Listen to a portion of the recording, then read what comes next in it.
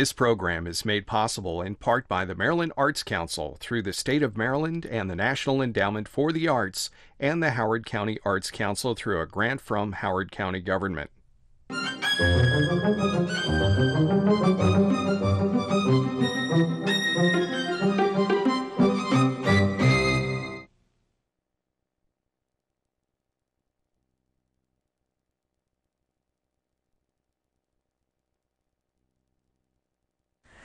Welcome to HoCoPoLitSo's The Writing Life. My name is Naomi Ayala, and our guest today is Martín Espada. Called the Latino poet of his generation and the Pablo Neruda of North American poets, Martín Espada was born in Brooklyn in 1957. He has published more than 15 books as a poet, editor, essayist, and translator.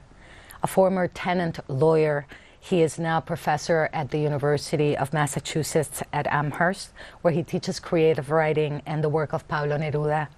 Martín joins us today on the eve of the release of his most recent collection of poetry, The Trouble Ball. Thanks for joining us, Martín.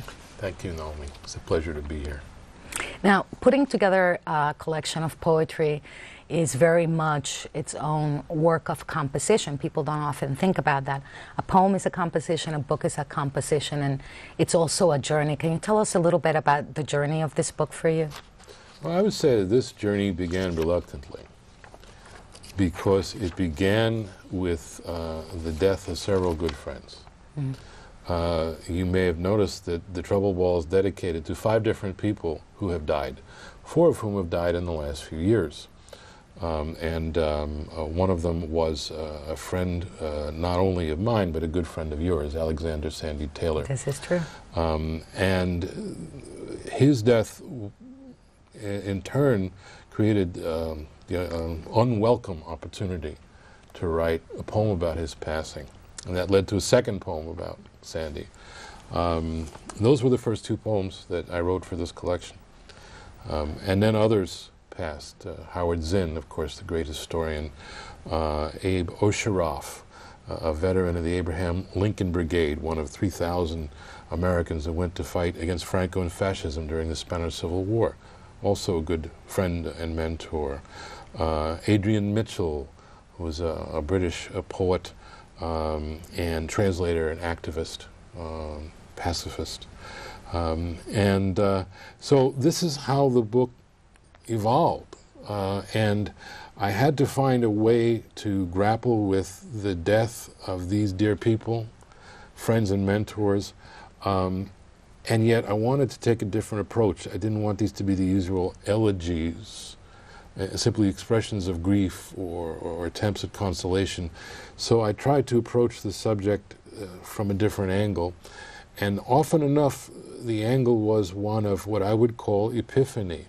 Some discovery, not necessarily my discovery, but the discovery made by each one of these individuals as they made their own way, their own path through the world.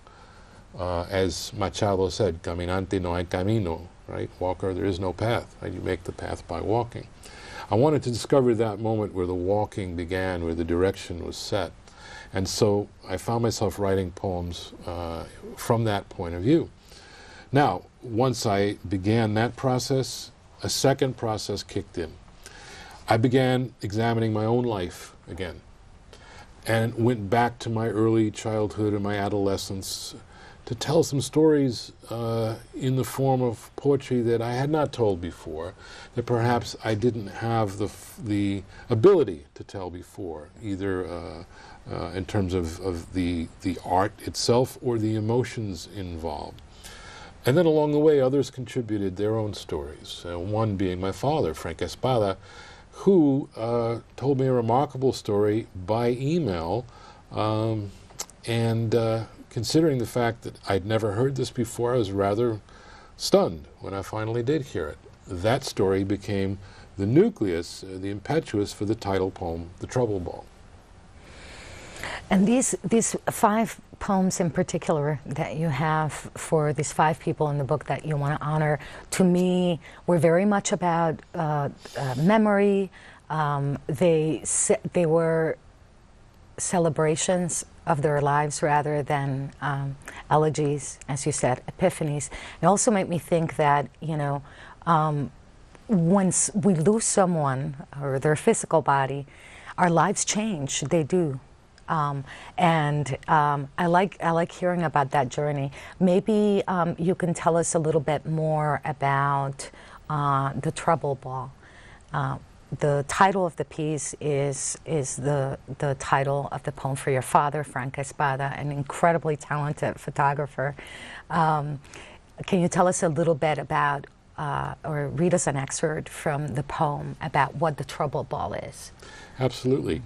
My father, Frank Espada, did not set out to be a photographer, although he is considered the preeminent photographer of the Puerto Rican community in the United States. My father was born in Puerto Rico in 1930. He wanted to be a baseball player. And he wanted to be a baseball player because that was his great passion growing up on the island during the 1930s. It was his passion and his father's passion, baseball and more baseball. And they were not only able to watch the great Puerto Rican players of the time, but they were able to see the great Negro League stars of the day who could play in Puerto Rico, but were forbidden to play in the U.S. major leagues at the time due to policies of racial segregation. And most people know the story of how Jackie Robinson integrated Major League Baseball in 1947, but they don't think much about what happened before that. Well, my father is the main character in this poem, but there's another character in the poem who is critical. That's Satchel Paige. Satchel Paige was my father's favorite player. It so happened Satchel Paige was an African-American pitcher, considered by many to be the greatest pitcher of all time. But because of the color of his skin, he was not allowed to play Major League Baseball until the late 1940s, when he was already very advanced in age. Well, Satchel Paige was not only a great pitcher, he was something of a character. And he gave his various pitches names. And one of those pitches, his changeup, he named the Trouble Ball. And for those who don't know baseball, the Trouble Ball, Satchel Paige's changeup, well, it was, the changeup is something you throw that looks like a fastball coming out of the pitcher's hand, only it's much slower. It deceives the batter, who then looks like a fool swinging at it.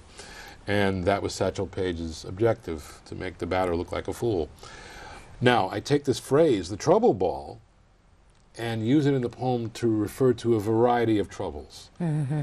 So on the most literal level, yes, it is the changeup thrown by the great pitcher Satchel Paige, but on a whole other level, it refers to other troubles. And there was no greater trouble at that time in history, and for that matter, there may not be today, than the trouble of race and the trouble of racism. Now, this is a long poem. I can't read all of it, but the setup is that my father came to this country on a boat in 1941, and his father then took him to his first big league ball game at Ebbets Field in Brooklyn. And again, Ebbets Field in Brooklyn associated with liberation, with Jackie Robinson integrating Major League Baseball in 1947. 6 years earlier, in 1941, it was just as segregated and racist as any other ballpark. My father had no way of knowing this at the age of 11. He went to this ball game expecting to see his great hero, Satchel Paige, and the other Negro League stars. So, I'll read these two stanzas which summarize the moment where he discovered what was really going on. And it was the discovery that resonated well beyond the ball field itself. It had implications for my father and for the rest of his life. So this is an excerpt from the Trouble Ball for my father, Frank Espada. At Ebbets Field, the first pitch echoed in the mitt of Mickey Owen, the catcher for the Dodgers who never let the ball escape his glove. A boy off the boat, My father shelled peanuts, waiting for Satchel Paige to steer his gold Cadillac from the bullpen to the mound, just as he would navigate the streets of Guayama. Yet Satchel never tipped his cap that day. "¿Dónde están los negros?" asked the boy. "Where are the Negro players?" "No las dejan," his father softly said. "They don't let them play here." Mickey Owen would never have to dive for the trouble ball. It was then that the only brown boy at Ebbets Field felt himself levitate above the grandstand and the diamond, another banner at the ball game. From up high he could see that everyone was white, and their whiteness was impossible, like snow in Puerto Rico, and just as silent. So he could not hear the cowbell or the trombone or the Dodger fans howling with glee at the bases loaded double. He understood why his father whispered in Spanish, everybody in the stands might overhear the secret of the trouble ball. Thank you. If you want to know the secret of the trouble ball, you have to buy the book. You have to buy the book and read the book. It's excellent. And this is your father on the cover? Yes, that is my father, Frank Espada. And what year is this? That would be 1947. He was 17 years photograph. old. He was 17 years old. I'm always struck by the fact that people half a century ago look so much older.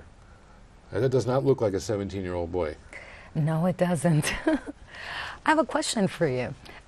Your dad, he's been so important to us in the Puerto Rican community. He's documented our history visually, and that's what he's always come to symbolize for me in my life. And you've done the same with working class Puerto Ricans and Latinos through poetry. What is the connection? You were saying earlier that photography is not what your father intended to do. He loved baseball. How do the two of you intersect around that act of documenting through art? Well, I grew up with my father's photographs on the wall. They not only hung on the wall of my home, but on the wall of my mind. And I was aware that these photographs were not simply pretty pictures, that they were, in effect, a form of advocacy. Well, my father was speaking on behalf of a community that did not have the opportunity to speak for itself, that had been silenced through a variety of political and economic circumstances. And so I took my cue from my father's work as an advocate with his camera and also as an activist, because my father was very definitely community organizer, forbidden phrase that has become today, in the Puerto Rican community and beyond. And my father always insisted on making those connections and building those bridges beyond the Puerto Rican community. And when did writing start for you?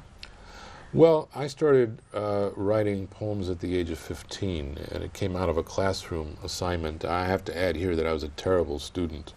I actually flunked English in the 8th grade, and now I'm a professor of English, which only shows you the bizarre directions your life can take. I'm sure the teacher's turning over in her or his grave. Yes, yes. Spinning, barbecue style. This poem in particular, as other poems do throughout this book and your work, it's so incredibly rhythmic. It embodies the lyrical quality for which Latino poetry is known. How do you work rhythm in your poetry? How do you craft it? You've achieved incredible mastery of it, over it, and emerging writers everywhere want to know. How do you do that? How do you do the doing you do? I compose out loud. So in the process of writing the poem, I'm reading it out loud to myself. If something doesn't sound right, out it comes. And I have to be very disciplined about that, and I think I've become much more disciplined about it than I used to be. If it doesn't have a certain cadence or a certain rhythm, then it doesn't belong there. Maybe it belongs somewhere else. Maybe I can use that phrase or that image to start a new poem. That's the best way to look at it. So every single poem that you compose in this fashion. You write and you read aloud as you're writing. Yes. Of course, the rhythm is also dictated by the emotional current of the poem. And there are poems which have a very powerful emotional current that carry me and carry the rhythm along. There were stories spilling out of me that until a few years ago I couldn't even speak out loud, much less write down, where I am now much more vulnerable on the page emotionally and taking many more chances emotionally with my subject matter. There are things I'm saying now I couldn't say even a few years ago. In thinking about this artistic documentation of what's really the living history of our communities everywhere, of regular people like us, I think of Isabel's Corrido, the poem Isabel's Corrido, which I had the great privilege to hear you read in Washington, D.C. last year. Immigrant stories, all of us have them.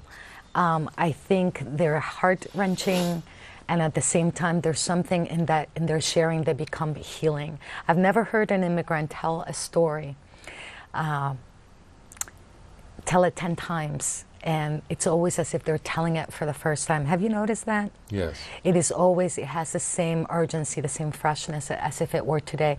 And so this poem for me not only captures an incredible, incredible story, but it also speaks to the fact of the role that those stories play in our community. Can you share it for us? Absolutely.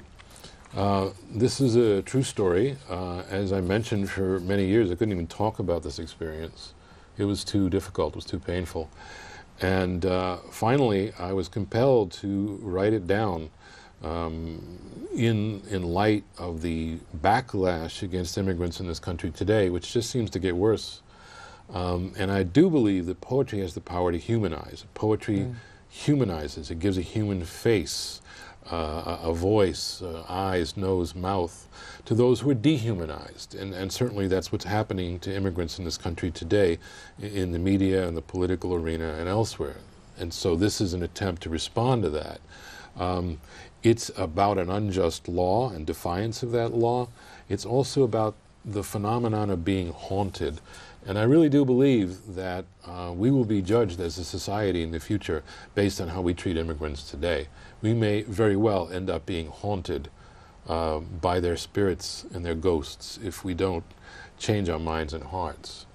A corrido, for those of you in the audience who don't know, is a Mexican narrative song form, a storytelling song. So the poem, and this cannot be excerpted, so here goes. The poem is Isabel's Corrido para Isabel. Francisca said, "Marry my sister so she can stay in the country." I had nothing else to do. I was 23 and always cold, skidding in cigarette coupon boots from lamppost to lamppost through January in Wisconsin. Francisca and Isabel washed bedsheets at the hotel, sweating in the humidity of the laundry room, conspiring in Spanish. I met her the next day. Isabel was 19, from a village where the elder spoke the language of the Aztecs. She would smile whenever the ice pellets of English clattered around her head. When the justice of the peace said, "You may kiss the bride," our lips brushed for the first and only time. The borrowed ring was too small, jammed into my knuckle. There were snapshots of the wedding and champagne in plastic cups. Francisca said, "The snapshots will be proof for immigration." We heard rumors of the interview. They would ask me the color of her underwear. They would ask her who rode on top. We invented answers and rehearsed our lines. We flipped through immigration forms at the kitchen table the way other couples shuffled cards for gin rummy. After every hand, I'd deal again. Isabel would say, "Quiero ver las fotos." She wanted to see the pictures of a wedding that happened but did not happen. Her face inexplicably happy, me hoisting a green bottle dizzy after half a cup of champagne. Francisca said, "She can sing corridos, songs of love and revolution from the land of Zapata." All night Isabel sang corridos in a bar room where no one understood a word. I was the bouncer and her husband, so I hushed the squabbling drunks who blinked like tortoises in the sun. Her boyfriend and his beer cans never understood why she married me. Once he kicked the front door down, and the blast shook the house as if a hand grenade detonated in the hallway. When the cops arrived, I was the translator, watching the sergeant, watching her, the inscrutable squaw from every Western he had ever seen, bare feet and long black hair. We lived behind a broken door. We lived in a city hidden from the city. When her headaches began, no one called a doctor. When she disappeared for days, no one called the police. When we rehearsed the questions for immigration, Isabel would squint and smile. "Quiero ver las fotos," she would say. The interview was canceled, like a play on opening night shut down when the actors are too drunk to take the stage. After she left, I found her crayon drawing of a bluebird tacked to the bedroom wall. I left too, and did not think of Isabel again until the night Francisca called to say, "Your wife is dead." Something was growing in her brain. I imagined my wife, who was not my wife, who never slept beside me, sleeping in the ground, wondered if my name was carved into the cross above her head. No epitaph, and no corrido, another ghost in a riot of ghosts evaporating from the skin of dead Mexicans who staggered for days without water through the desert. 30 years ago, a girl from the land of Zapata kissed me once on the lips and died with my name nailed to hers like a broken door. I kept a snapshot of the wedding. Yesterday it washed ashore on my desk. There was a conspiracy to commit a crime. This is my confession. I do it again. Bravísimo. Gracias. Why 30 years? Why did it take you 30 years to write it? First of all, I was traumatized. I was traumatized by her early death. I was traumatized by our inability to do anything about it. I was traumatized by the larger injustices that I witnessed firsthand in the form of her mistreatment by everybody from the police on down. I was traumatized in ways that I couldn't articulate. I tried a number of times to start writing this poem, and I did not have the vocabulary, either the words themselves or the emotions could not come clearly to me.